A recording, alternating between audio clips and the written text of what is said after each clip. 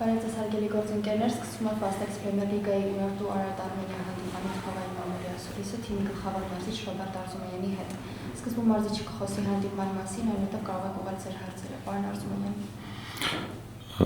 Նախ շնորհակալություն եմ ուզում հայտնել մեր թիմի բոլոր ֆուտբոլիստներից։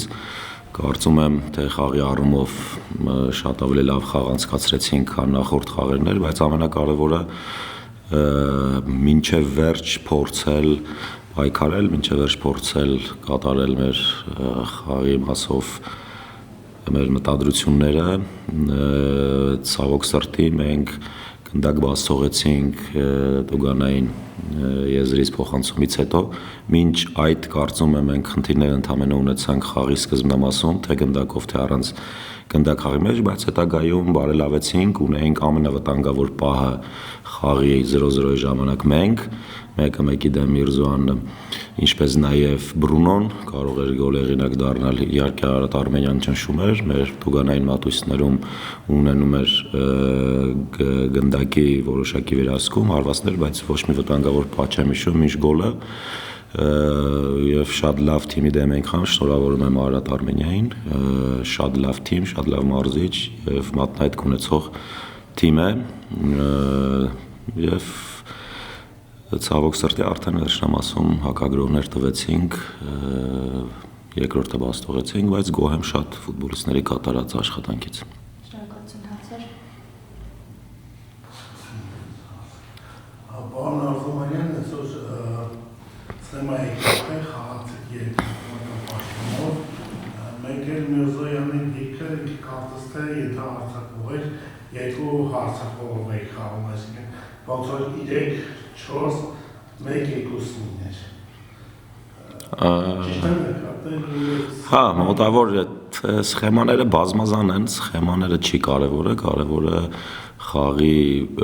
սխեմայի մեջ շարժումներ, խաղի ոչ եւ կոնկրետ այդ խաղին գնդակով առանց գնդակ առաջադրանքներն են։ Հա, սխեման ճիշտ եք նշում, այդպես էր։ Միրզոյանը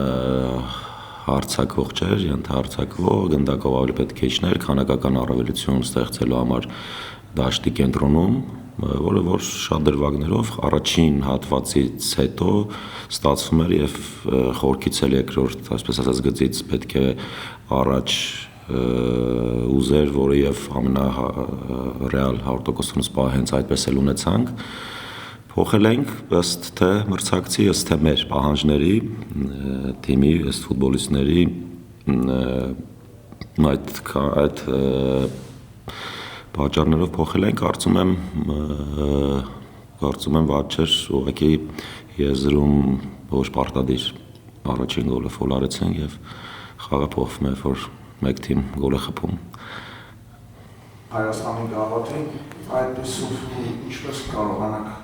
հոգեբանորեն տրամադրել։ Իսկ ինչ ա եղել։ Այսօր պարտության Հետո